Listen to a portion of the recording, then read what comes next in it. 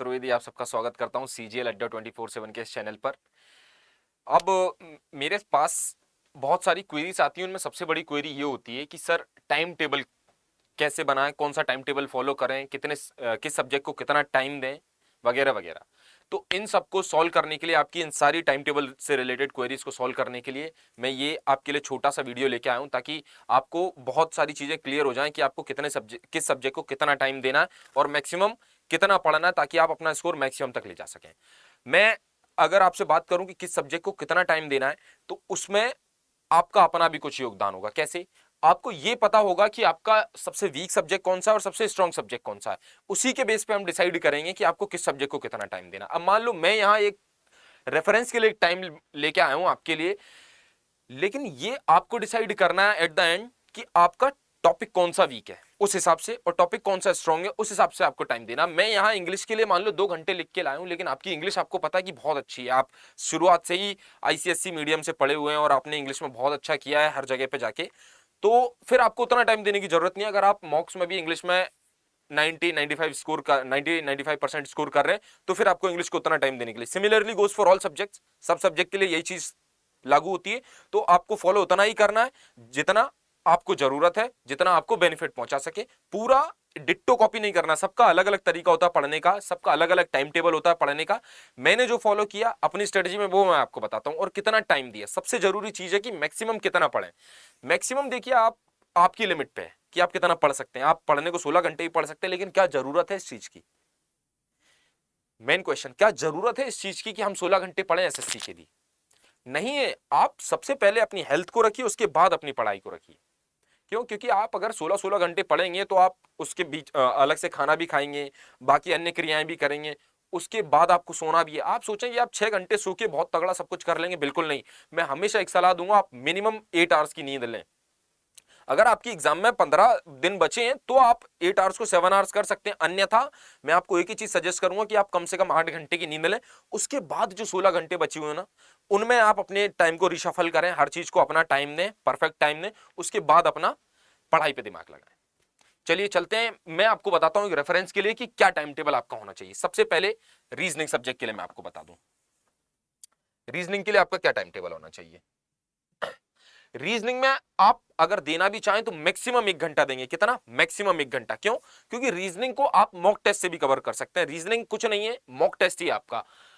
दूसरी बात, रीजनिंग को करना कैसे। रीजनिंग की खास बात क्या है कि रीजनिंग अपने आप में एक वास्ट सब्जेक्ट नहीं है। रीजनिंग बहुत लिमिटेड सब्जेक्ट है। रीजनिंग में कुछ 20-25 ऐसे टॉपिक्स हैं जो आपको दिल से पढ़ने हैं, बात खत्म, उसी से आपका पूरा पेपर आएगा। ऐसा नहीं है कि रीजनिंग में आपके 50-60 टॉपिक्स हैं उनको आपको कवर करना है, बिल्कुल नहीं। आपको 20-25 मैक्सिमम ऐसे टॉपिक्स हैं जो आपको कवर कर लेने चाहिए। आप जबरदस्ती में 50-60 टॉपिक्स पढ़ने जाएंगे, अपना टाइम वेस्ट कर रहे हैं। तो उन सब्जेक्ट को आप पहले चूज कीजिए, उन टॉपिक्स को आप चूज कीजिए रीजनिंग के, उसके बाद उन पे एक-एक दिन दीजिए, एक-एक घंटा दीजिए। साथ ही ये तो 20-25 दिन में आपकी कवर हो जाएंगे 20-25 टॉपिक। फिर अब आपको करनी प्रैक्टिस। मैंने साफ लिखा है 1 आवर प्रैक्टिस डेली। प्रैक्टिस करनी है आपको। आप अगर क्लासिफिकेशन पकड़ लें, आपको क्लासिफिकेशन का वेटेज पता है कि क्लासिफिकेशन के 3-4 क्वेश्चन तो आते ही आते हैं एग्जाम में, तो आप क्या करेंगे, 3 से 4 दिन क्लासिफिकेशन की प्रैक्टिस करेंगे। उससे क्या होगा, उससे आप अलग अलग टाइप के क्वेश्चन से मिलेंगे, अलग अलग टाइप के क्वेश्चन से आप मिलेंगे, तो आपको अलग अलग थिंकिंग जनरेट होगी, आपकी थिंकिंग पावर बढ़ेगी। ठीक है? फिर एक टॉपिक आपको डेली, एक टॉपिक वेटेज के हिसाब से, ये बात हो गई। नेक्स्ट क्या आता है, मैथमेटिक्स। अब रीजनिंग में मैं आपको बता दूं कि अगर आपको रीजनिंग में कहीं भी दिक्कत आ रही है, किसी भी टॉपिक में दिक्कत आ रही है, तो मैंने रीजनिंग यूट्यूब पे पढ़ा रहा हूं। अभी करंटली मैं पूरा रीजनिंग का कोर्स लाइन टू लाइन करवा रहा हूं, पूरा वेटेज के हिसाब से, हर टॉपिक को अपना वेटेज दे रहा हूं, उसको भी आप ज्वाइन कर सकते हैं। नेक्स्ट क्या है, मैथ्स। मैथमेटिक्स को आप अपनी एबिलिटी के हिसाब से टाइम देंगे। मैंने यहां क्या लिखा है, 1.5 घंटा, लेकिन आपको कितना टाइम देना ये आप पे डिपेंड करता है। अब आपके मार्क्स अगर मॉक टेस्ट में 10 या 12 ही मार्क्स आ रहे हैं आपके मॉक टेस्ट में मैथ्स में, तो फिर आप मैथ्स को ज्यादा टाइम दीजिए। क्योंकि मैं आपको एक बात सजेस्ट करूंगा, मैंने यहां पे जो जीके जीएस के लिए 1 आवर लिखा है ना, वो भी आप मैथ्स को दे सकते हैं अगर आपका मैथ्स बहुत ज्यादा वीक है तो। अन्यथा अगर आप एवरेज स्टूडेंट हैं मेरी तरह कि आपके भी एवरेज मार्क्स आते हैं, तो फिर आप ऐसा कर सकते हैं कि 1.5 यानी कि 1.5 घंटा आप मैथ्स को देंगे, और मैथ्स में एक टॉपिक चूज करना है आपको, रोज एक टॉपिक चूज करना है उसके वेटेज के हिसाब से। कैसे? अलजेब्रा बड़ा है, अलजेब्रा को थोड़ा ज्यादा टाइम दे दीजिए, 1 हफ्ता दे दीजिए। ज्योमेट्री बड़ी है, 10 to 12 डेज दे दीजिए। ट्रिग्नोमेट्री 5-6 दिन दे दीजिए। बाकी नंबर सिस्टम 3-4 दिन में खत्म कीजिए, ठीक है। और जो सिंपल मैथ्स है, जो 9-10 का मैथ्स है अलग से, जैसे परसेंटेज वगैरह, इनको आप वेटेज के हिसाब से दीजिए। अगर आपको नहीं आता है तो ज्यादा टाइम दीजिए, आता है तो कम टाइम दीजिए, बस प्रैक्टिस पे फोकस करिए। Maximum questions, maximum benefit, maximum theory, minimum benefit. याद रखना हमेशा ये रूल, मैथमेटिक्स में हमेशा काम करता है। आप थ्योरी लिख लिख के, पढ़ पढ़ के बोर हो जाएंगे, आपसे क्वेश्चन नहीं होगा।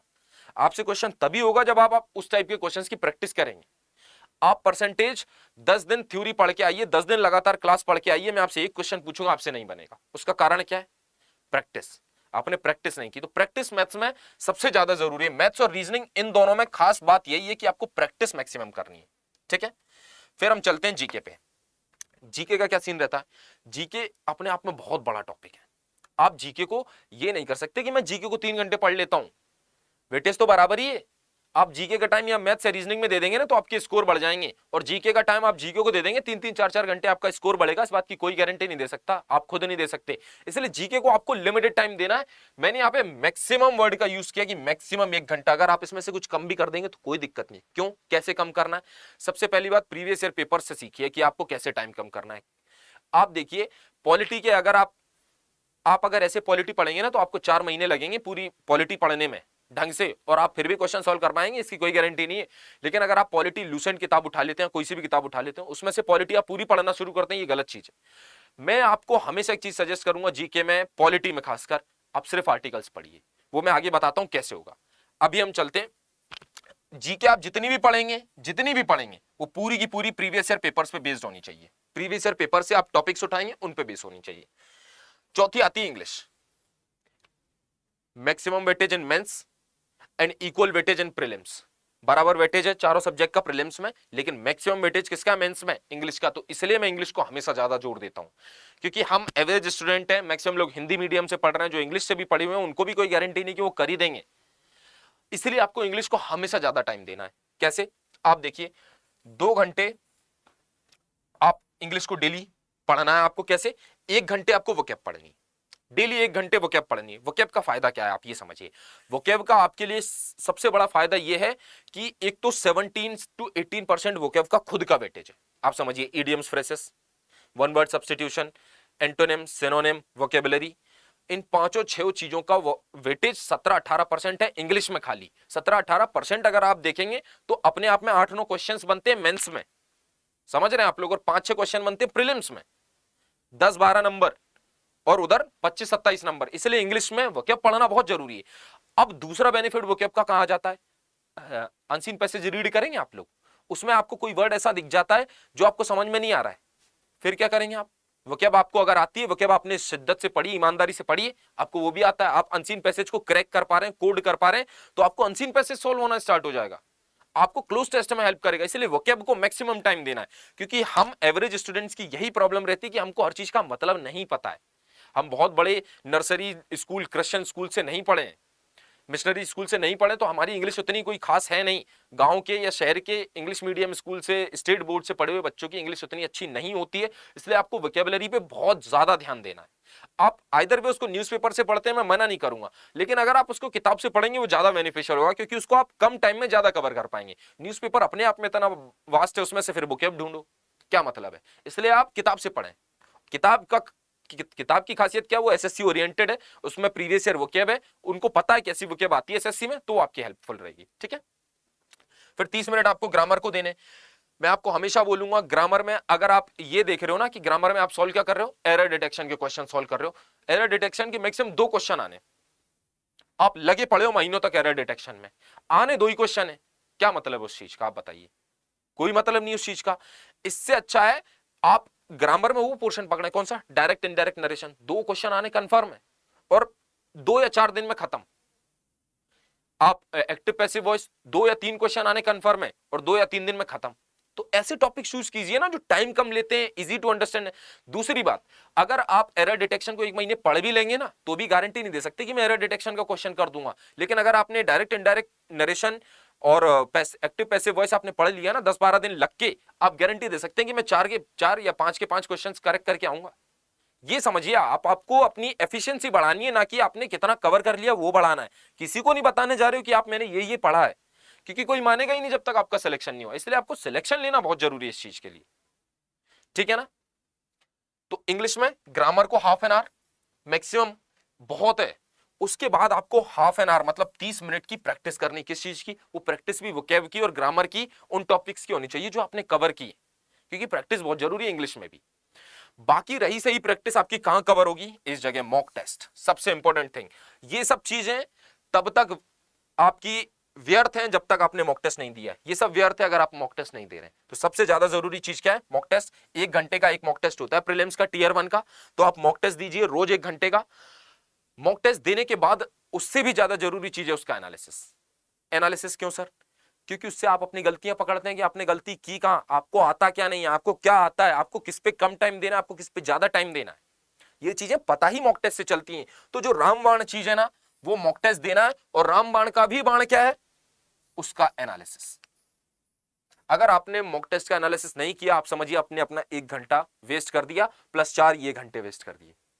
आप समझिए इन टोटल मैंने आपको मात्र 7 आवर 30 मिनट मतलब 7.5 घंटे का टाइम टेबल दिया है। कोई 14 घंटे, 15 घंटे, 16 घंटे का टाइम टेबल नहीं दिया है। अगर आप इसको शिद्दत से फॉलो करते हैं ना, तो मैं बता रहा हूं आपका स्कोर बढ़ेगा। लेकिन अगर आप वीक स्टूडेंट हैं तो आप इस 7.5 आवर्स को 9 आवर कर सकते हैं।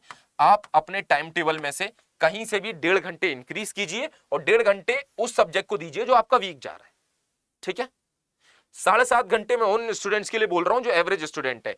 उनको क्या करना है? रेस्ट ऑफ द टाइम में अच्छी चीजें करनी। अच्छी चीजें कैसे? जिनको करने में आपको खुशी मिलती है, जिनको करके मान लो आप अपने किसी दोस्त के साथ बातचीत करें, दोस्तों के साथ उठें बैठें 1-1.5 घंटे, ज्यादा भी नहीं करना है लेकिन 1-1.5 घंटे, ताकि आप उस जोन से बाहर निकल सकें, ताकि आप थोड़ा सा फ्रेश फील कर सकें, कल फिर उसी जोश में लग सकें। यह भी जरूरी है। अब देखिए, मैंने आपसे जीके की बात की थी। आप जीके पढ़ लीजिए 3 महीने लगातार, 3 महीने 3-3 घंटे जीके पढ़िए। मैं आपको ये क्वेश्चन दे रहा हूं, आपने पूरी पॉलिटी पढ़ी है, आप क्वेश्चन करके बताइए क्या किसी भी किताब में से ये क्वेश्चन आया? क्या आप लूसेंट में से मुझे ये क्वेश्चन ढूंढ के बता सकते हैं? नहीं बता सकते। आप 3 घंटे 3 महीने लगातार मेंस तक जीके पढ़िए, आप ये क्वेश्चन नहीं कर पाएंगे। मेंस का क्वेश्चन है। ऐसे क्वेश्चन आपको छोड़ने, और ऐसे क्वेश्चन आपको ये भी बताते हैं कि आपको ज्यादा नहीं पढ़ना है जीके, क्योंकि आप ज्यादा पढ़ के भी क्वेश्चन नहीं कर पाएंगे। आप समझिए मैं कहने की कोशिश क्या कर रहा हूं। आपने जितना ज्यादा जीके पढ़ लिया आपने उतना गलत किया, क्योंकि आप, हाँ, एक सूरत में आप पढ़ सकते हैं कि आप अगर मैथ्स में 50 आउट ऑफ 50 कर पा रहे हैं, रीजनिंग में 50 आउट ऑफ 50 कर पा रहे हैं, इंग्लिश में 50 आउट ऑफ 50 कर पा रहे हैं, आप जीके को दीजिए टाइम, कोई दिक्कत नहीं। लेकिन अगर आप इन तीनों में कम कर पा रहे हैं ना, तो जीके को टाइम देना व्यर्थ है आपका। जीके को टाइम सही जगह देना है। कहां देना है मैंने आपके लिए वो भी बता रखा है। आप एक बात याद रखिए, सेंसस, आपको सेंसस जरूर पढ़ना है, क्योंकि अगर आपका एक क्वेश्चन, एक सेंसस कितने 2 पेज का होता है। अगर 2 पेज से आपका एक क्वेश्चन आ रहा है तो बिल्कुल पढ़िए।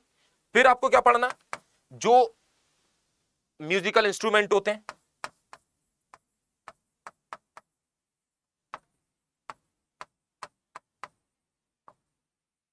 जो भी म्यूजिकल इंस्ट्रूमेंट होते हैं इंपॉर्टेंट, उनको, साथ ही में फेमस कौन है इनके लिए, फेमस पर्सनैलिटी म्यूजिकल इंस्ट्रूमेंट से रिलेटेड, इसको 2-3 पेज की पीडीएफ होगी, इसको कर लीजिए, वो भी मैं प्रोवाइड करवा दूंगा आपको, ठीक है। इसको कर लीजिए, 2-3 पेज में एक और क्वेश्चन आपका कवर हो गया। पॉलिटी में 3 से 4 क्वेश्चन पॉलिटी के आते हैं, कैसे कवर हो जाएंगे?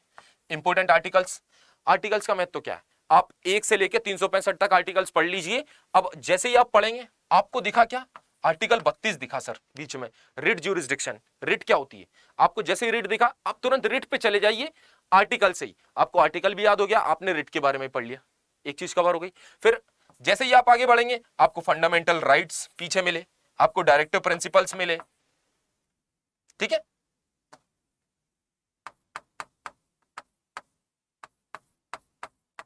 इन चीजों को पढ़िए ना आप, जिनसे क्वेश्चन आता है। आप आर्टिकल्स और कॉन्स्टिट्यूशनल अमेंडमेंट एक्ट इतना पढ़ लीजिए, बहुत है।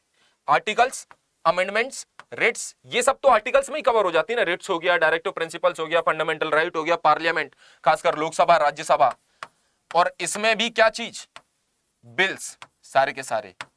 ऐसे करके आप अपना टाइम बचाइए। तो मैंने क्या बताया आपको, 7 आवर्स 30 मिनट्स, 7.5 घंटे एवरेज स्टूडेंट के लिए, and 9 hours maximum low student के लिए। अब आप अपने आप को चेक कर लीजिए कि कौन एवरेज स्टूडेंट है कौन लो, वो भी मैं आपको बता देता हूं। जिनके मार्क्स मॉक टेस्ट में 120 प्लस आ रहे हैं वो अपने आप को एवरेज स्टूडेंट की श्रेणी में गिन सकते हैं। जिनके मार्क्स अभी 70 से 110 के बीच में है वो अपने आप को इस वाली श्रेणी में गिने। आई होप आपके जितने भी डाउट्स रहे होंगे टाइम टेबल से रिलेटेड, सब्जेक्ट से रिलेटेड, वो क्लियर हो गए होंगे। तो ऐसी वीडियोस के लिए आप CGL Adda 24/7 के चैनल को सब्सक्राइब कर सकते हैं। Thank you.